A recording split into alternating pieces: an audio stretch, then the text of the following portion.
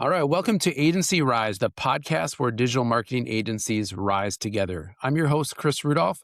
I spent the last decade coaching digital agency founders, helping them scale, systemize operations, and break free from the day-to-day grind. So on this podcast, we talk about what really moves the needle for agencies, getting clients, building a team, creating systems, productivity, focus, and freedom. So no hype here, no guru nonsense, just real conversations from the agency trenches. Today, my guest is Brent Weaver, the CEO of E2M. Based in Denver, Colorado, E2M is the world's leading white label partner for agencies. They recently acquired the account management provider Dot & Co. and are trusted by over 350 agencies. He's an author, speaker, and serial entrepreneur with multiple exits, including UGurus and Unlimited WP. So, Brent, welcome to the podcast. Great to be here, Chris. All right. For those who may not be familiar with you, tell us a little bit more about you and your business background. Yeah. So as you mentioned in your intro, I'm currently CEO at E2M. We're a white label digital agency. We do outsourced fulfillment for websites, digital marketing, including SEO and PPC, and also fractional AI solutions that agencies can resell to their clients. I started this position in the summer of 2025. So I'm a little bit less than a year into my tenure at this business. I sold one of my companies actually to E2M in 2024. So I've known Manish, the founder, probably since 2016, 2017. He was a big sponsor of my last business, UGurus. I think I went through the roster of E2M clients. The amount of them that originated from the work we did at UGurus is pretty high. Very comfortable with the client base, the overall work that we do. And it's been really fun to join a company that has a really bold vision for the digital agency landscape. You mentioned in the intro before this business, I was running a coaching company called UGurus. I think over the 12 years that we were operating, we had thousands of agency customers. Our events, podcasts, and platform probably at some point touched most every single person on earth that was in this market. I think at some level, people probably, consumed our content or downloaded our tools, or maybe they downloaded a tool that had been inspired from ours. Many of the proposal templates out there in the space are derivative works of our proposal that we started giving away in 2009 to agencies. Yeah, it's been a lot of fun. Before UGurus, I ran a small web and digital marketing firm in Denver. It was acquired in 2012 from Creation Chamber. DigitalOcean ultimately acquired UGurus. But yeah, it's been a ride. I think I love creating businesses. I love creating value. I have sold a few of those. So I guess there's a little bit of a track record of, at some point I try to position a business for exit and, try to build something bigger and better the next time around. So that's a little bit of a elevator history of where I've been at in this space. I love that. So many, I imagine you've seen so many changes in that, in that almost 30-year time period. I'd love to hear kind of looking back on things, what have been some of the biggest drivers of the growth of your agencies and businesses over the years? I think probably the things that made the biggest difference, a lot of them stemmed from individual up-leveling or mindset shifts. Whether, my agency, we weren't niche down, didn't have a market, just kind of spray and prayed our energy in different ways to try to get clients, and, would attend random free networking meetups at Village Inn coffee shops. We, joined the Chamber of Commerce and did all that kind of stuff. I remember at one point in time, I was teaching a web design class to, brand new businesses through the Small Business Development Center. And, literally nobody in the room had any, they were all pre-revenue businesses, right? So imagine you're trying to sell something, business is going to spend money through their operating revenue for the company. And you're teaching this whole room of people that literally doesn't have, they've got as much money as available in their personal credit cards or something, right? So nobody has any money. I'm in there teaching them how to build websites, and lo and behold, none of them had more than, $500 to spend on a website. And so I think early on, my mindset was anybody can be a client. And I remember I even used to say that, I'd never niche down. Anybody with a checkbook can be one of our clients.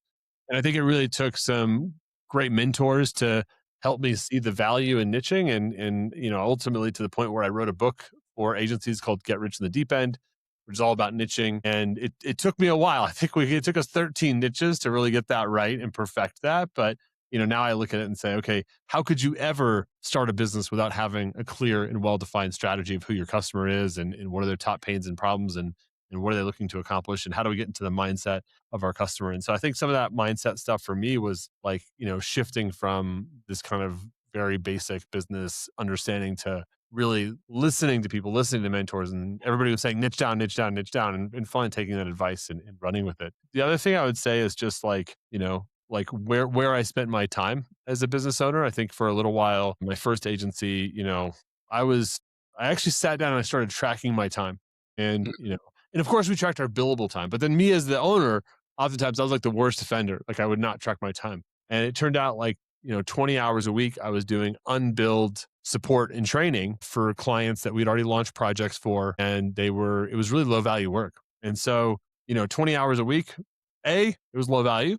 B, it was unbilled. So I wasn't even tracking the time and invoicing the client. So immediately started tracking my time, billing the clients. At the time, I think our hourly rate was like $65 an hour. We upped the rate to 125, started billing for the time, started seeing how much revenue was coming in from that time, started delegating those tasks off to other team members to do, freed me up to focus on closing website projects and digital marketing projects. So then instead of me spending 20 hours a week on $100 an hour work, I really started to elevate to that $1,000 an hour work and ultimately $10,000 an hour work. And we saw the business explode, right? All of a sudden, I wasn't stuck at my desk doing 20 hours of $100 an hour work. I was going out and, spending time closing, 10 to 100K web deals, which were fueling the business, right? And so just that mindset around like what your time is worth in the business and what kind of jobs you should be doing in the business, right?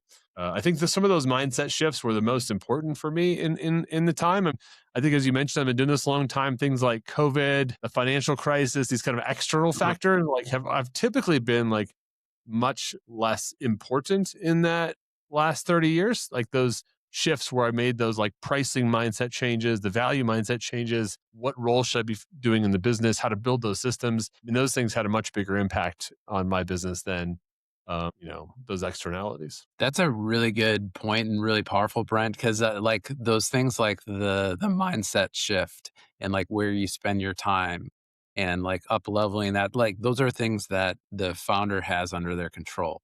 Like you can actually do something about their like the external stuff, the COVID financial crisis, like imagine like iOS updates, Google Yeah. updates. You don't have as much control. You have no control over those things. I mean, if you look at like, let's say half of your time is like, you know, valuable, like there's half your time might be like the doing just the keeping the lights on kind of stuff. Like you've got to get back to emails and you've got to like take care of some administrative work. I think it's hard to get away from all of that stuff as a business owner. But if you've got like 50% of your time, that's 1,000 hours in a year. If you want to run $1 million a year agency, that means on average, you need to be investing your time to create or look over a team or a system that's generating at least $1,000 an hour. And so if you spend 20 hours in a week doing $100 an hour work, in a way, you made $2,000, right? But you kind of gave up $20,000 in opportunity, right? Or I'd rather say you gave up 18,000 in opportunity cost of what could you have been doing to build that system. And I think a lot of lower revenue businesses that are trying to get to that seven figures, they think I just need to do more billable, right? But really they need to be building the system or going out there and finding the deals and learning how to delegate that stuff to other team members. And so now when I think about like our business at, a magnitude of scale that's bigger than that as CEO, right? I mean, technically you could take what I make divided by the amount of hours that I make in a year. But in my mind, I'm always taking the entire revenue of the business and I'm dividing it by that 1,000. And that's Yeah. my benchmark, right? And also you can start taking your revenue goal divided by that 1,000 hours. And that's really what should put in context of like, where are you spending your time? Should you only be spending your time on $1,000 tasks? And so if you ever find yourself doing, even sales calls now, like I have to question, like, should I be on this call or should I be, mentoring a sales team member or a sales manager, right? Better yet. So just try to create more and more leverage with your time as a leader in the business, I think is something that has been very impactful for me. Oh, that's good. That's really good. On the flip side, what have been some of the most painful lessons that you've had to learn along the way through all of your different ventures? Mm. Pay your taxes on time.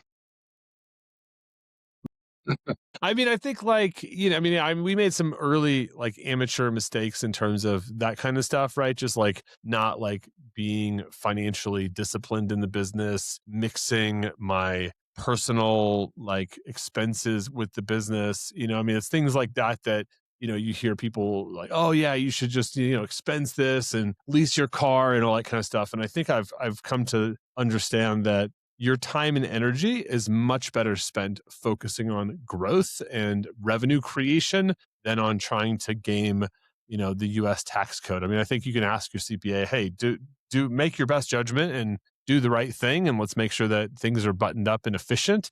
But I think just spending my energy on value creation versus trying to like game it, right? I think sometimes early on I remember one time we wanted to save on our tax bill, right? So we like drove, cross town to our CPA's office. I think we waited for him for 30 minutes or an hour. We had a 2-hour meeting where he walked us through these different ways to like save and this and that. And, I look back on that and like, I could have gone out there and found a 40 or 50K client that would have been like, I don't know, we saved a few $1,000s, right? But I could have I could have used that time to create growth instead of like trying to game some system. So I think I'd try to focus my energy on that. I mean, obviously we have like a CFO, we do the things to make good financial decisions. But I think as CEO and as company leader, you should put somebody in place that can work on those little tiny optimizations. But like, what are the levers? What's the 2x lever? What's the 10x lever that you can pull in your business? And then just get obsessively focused on that, where that's the only thing that matters. And if you're working on something that's not that 10x lever, like what can you do to delegate that to somebody? Even if they only do that thing 80% as well as you, if it frees you up to focus on that 10x thing, then I think that's a good use of your time, good use of strategy and management. Wow, yeah, that's super, super valuable.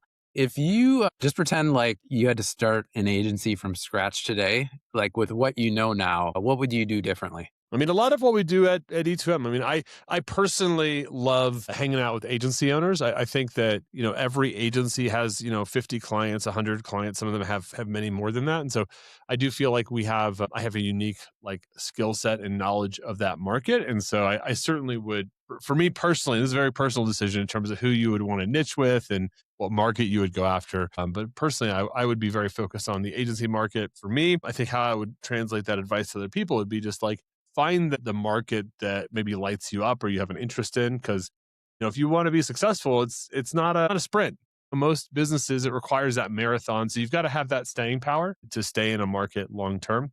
And I would certainly be looking at, I'd be spending a lot of time with the AI technology that's out there right now. And I'd be trying to use that in a billable value creation sort of way. I also might heavily rely on specialist subcontractors, probably until I got to, $1 million or 2 million a year in revenue. One of the things that killed our agency early on was underutilized team members. You have 5 developers or whatever, and maybe you don't sign a client one month and you got a developer who's sitting idle and you try to reallocate their time to get them working on things, but then their open capacity ends up kind of starting to drive your marketing strategy because you're like, oh man, we got to get a client to fill that developer's time, right? But it might not be the most profitable service of yours, so you kind of start to grow the business, I think, in a little bit of a backwards way. And I think, we probably left a lot of profit on the table because we had, a big full-time staff of,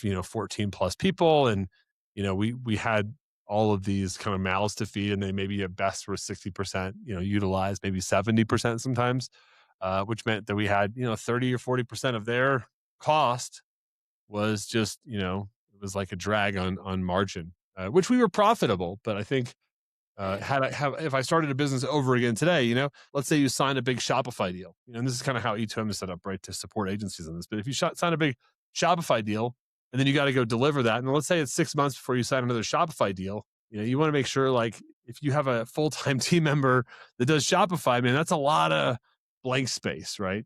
So I Mhm. think I would use contractors for most everything up to $1 million or 2 million. So niching, staying lean with contractors, and big investment in AI with both my personal time and also hiring people that are AI natives. Because there's like a world right now, Chris, where there's like the people that are using AI on a daily basis and they're not scared of it, and then there are the people that are kind of resisting it and still doing it the old way. And that gap is like it's an exponential scale, and it's really hard for humans to fully comprehend what an exponential curve feels like. But there's some really cool technologies around. Claude Code just released some pretty cool stuff. OpenClaw, and these technologies are disruptive. But AI's power and potential is doubling every 6 months, which means in 6 months. So in like August, September, there's going to be something twice as powerful, twice as capable as OpenClaw. Mm. I mean, that's That's a lot. incredible, right? Like Yeah. I don't know what that looks like, right?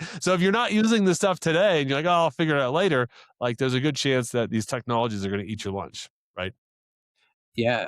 Yeah. I'd be curious, for the agency founders out there, because you talked a lot about earlier about like where your time goes and on high growth activities. Should that be on the frontier of AI yourself, or do you want to hire or partner with someone? Like, what's your take on that? I mean, certainly if you have the budget for it, I would hire a full-time team member that just focuses on AI to look at what you do, what your agency is doing on a weekly basis. What are the jobs to be done?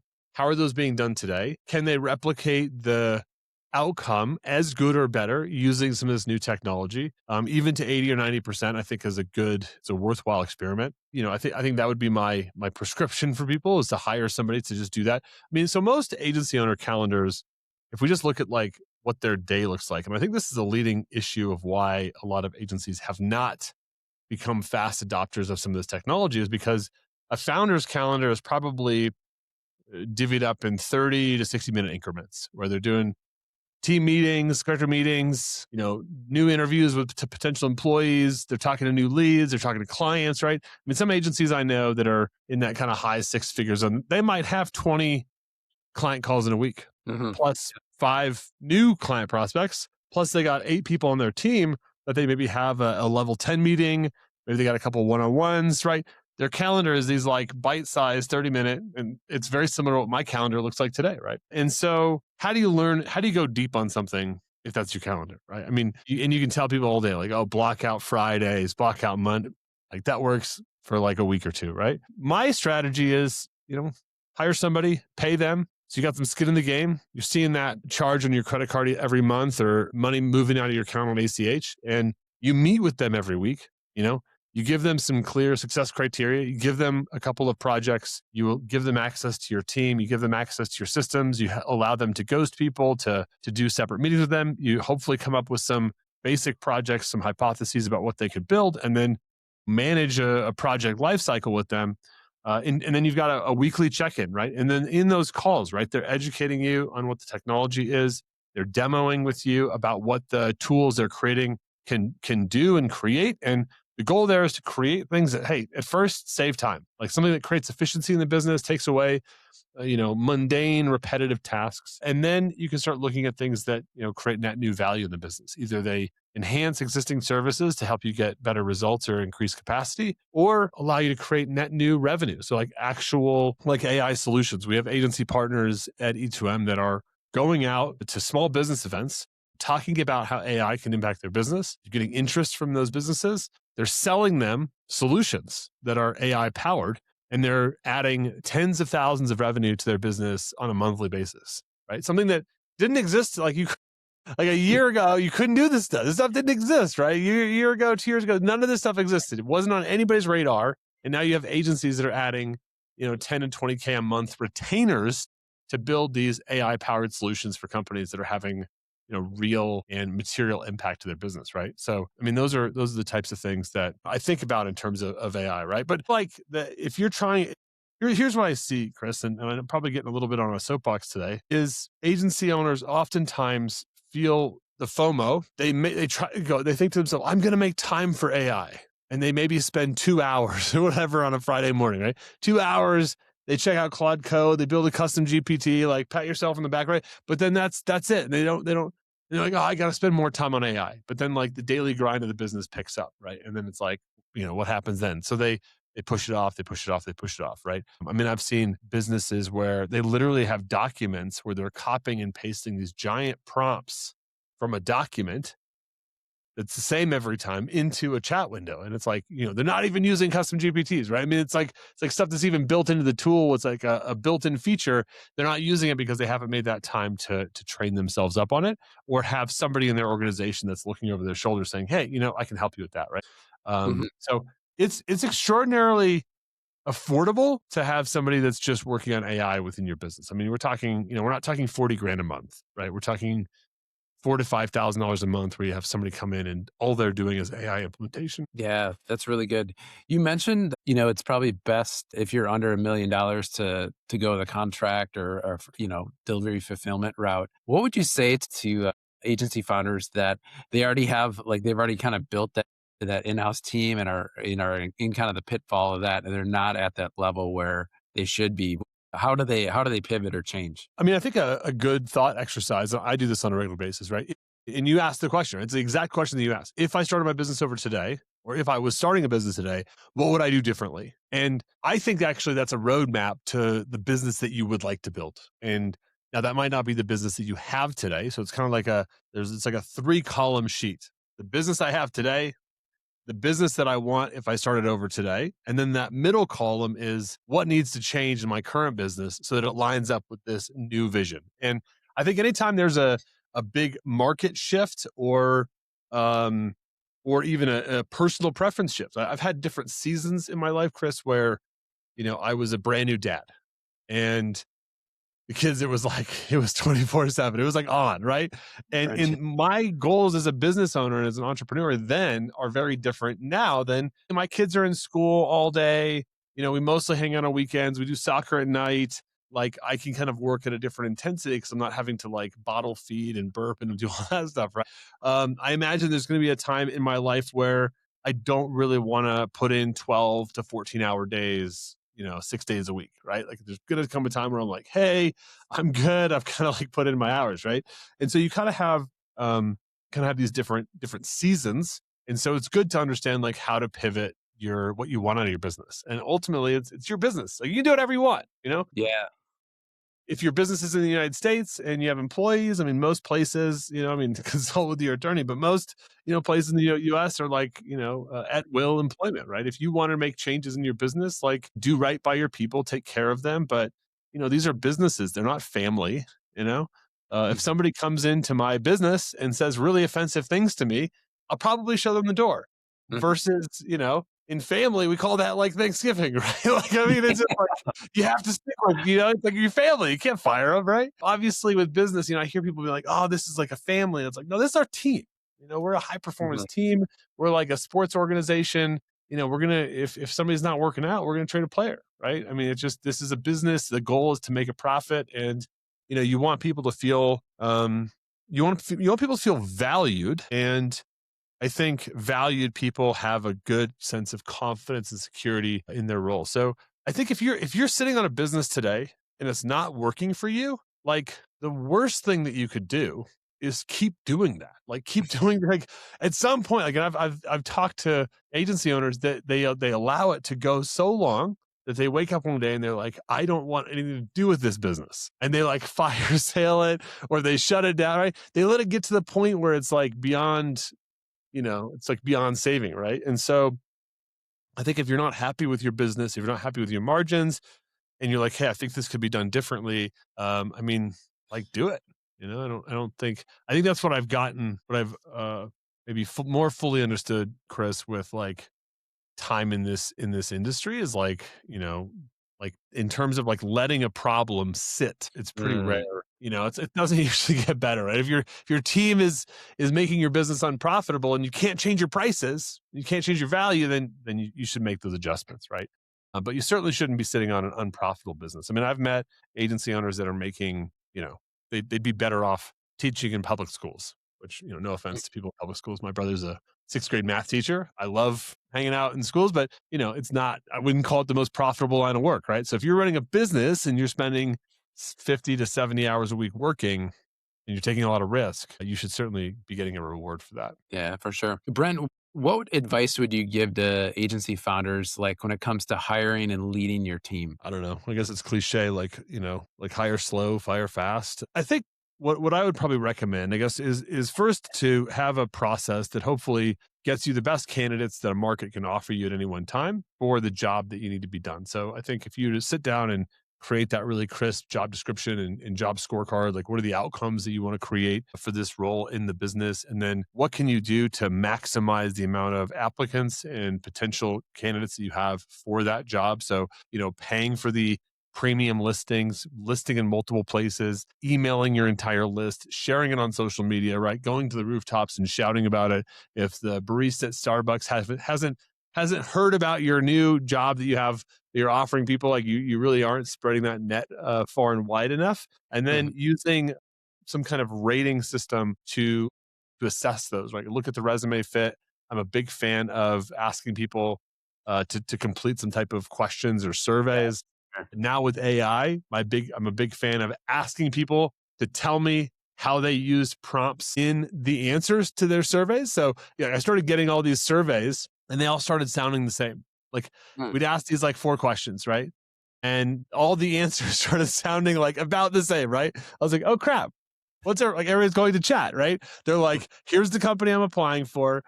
Here's the question. Here's my resume. Like, give me an answer, right? And so then it would like spit out the answer, and then all the answers sounded the same.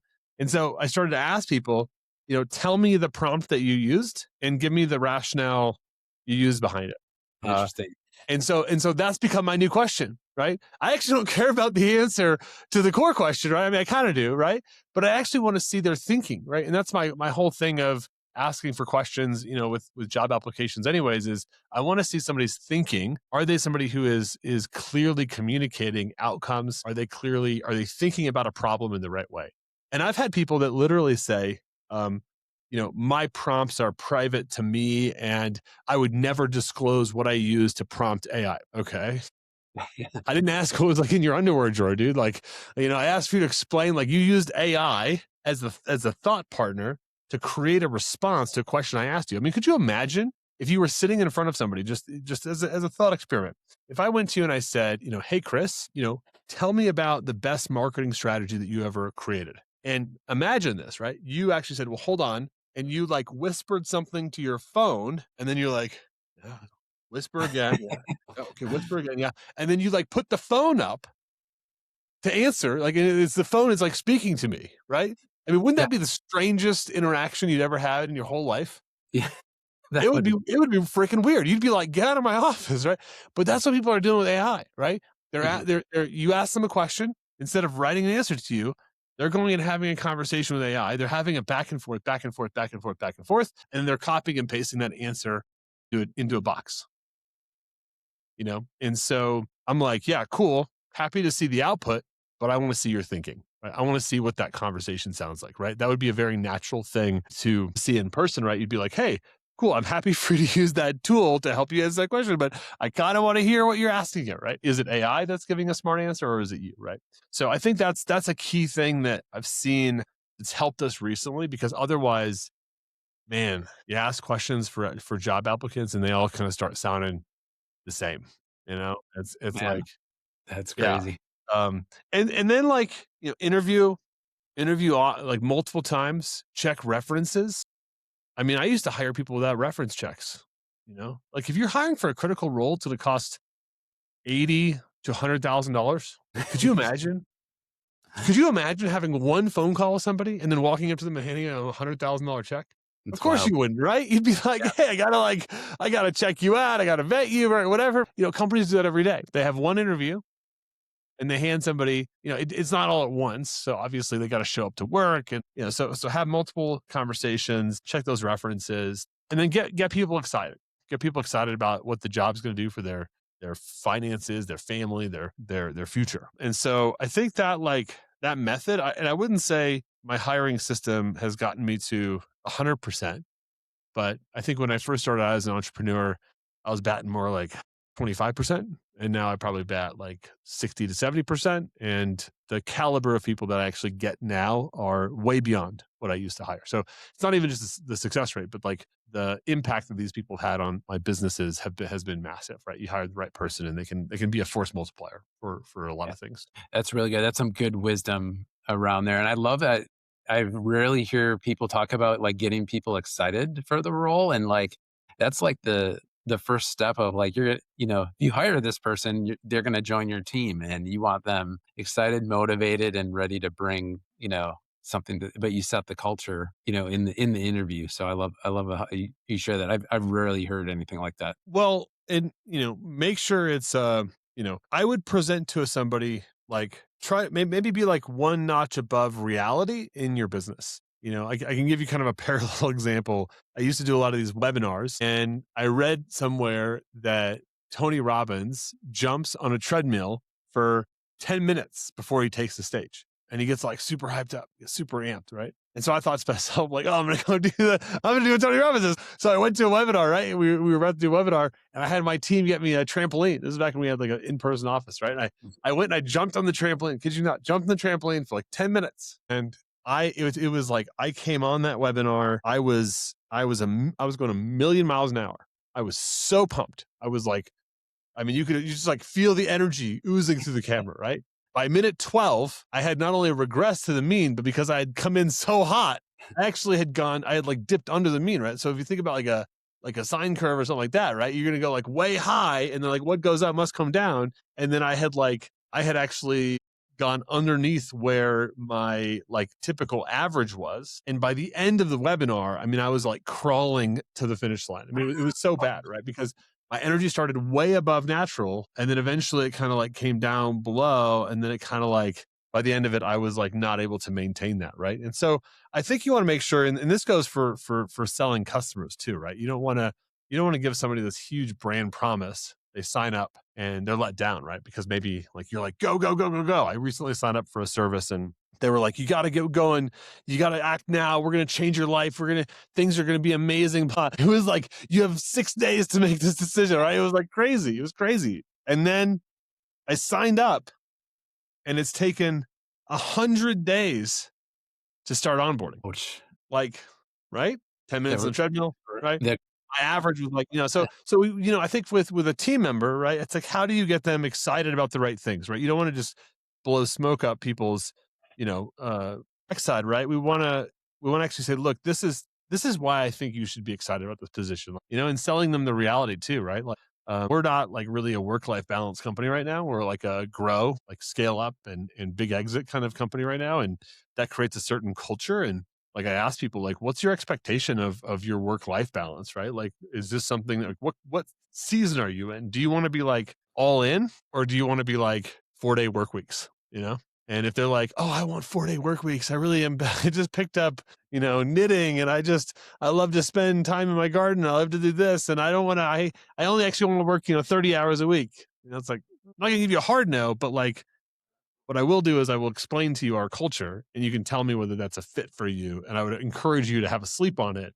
and really think about if this is a culture that you want to be a part of, because you're certainly not going to be working 4-day work weeks. I think you're going to be lucky if you get 5 days, probably 5.5, 6 days, right? Like have a really good think on this, right? Because this might not be for you. If you feel like it is, you're going to be working around some of the highest energy, focused, driven people that are like raising the bar every single day, committed to a whole different level of service. If you're like, that's not the season I'm in, like, cool, like shake hands, kind of see you later. Right. So I think making sure you get people excited about the right stuff. There are some people that hear that, like there are some people out there when they hear that Elon Musk sleeps under his desk, it gets them excited. There's a lot of people that are like, I want nothing to do with that. Right. Which is totally fine.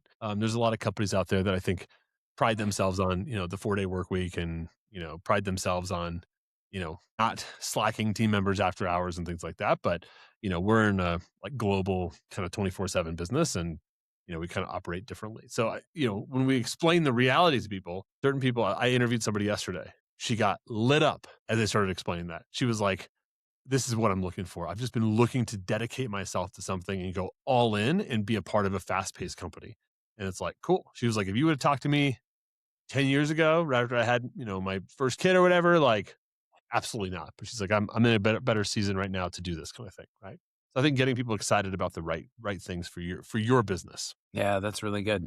We're going to enter our rapid fire round. So I'm going Sure. to fire a couple questions off to you. You can fire off some answers. So, what's one tool or piece of software that makes you more effective? You know, I used to ask this question on my podcast. I'm going to go with Google Sheets, and I use Sheets for pretty much everything. So, being a part of like big corporate for a few years, I started to see team members like write memos and documents in Sheets, use it for planning documents. I mean, we had a 1,300 person company that managed large scale multi team member projects all from Sheets. And I know agencies are always looking for that next tool that's going to like magically like manage all their projects. But yeah, I use Sheets a ton in my daily life. What's one daily habit you swear by? It could be like personal or business related. I mean, I try to like, I'm not perfect on it by a long shot, but I do try to read every day, even if it's only for like 5 minutes, even if it's 2 pages. I try to, not that we don't read emails and things like that, but like read a book, not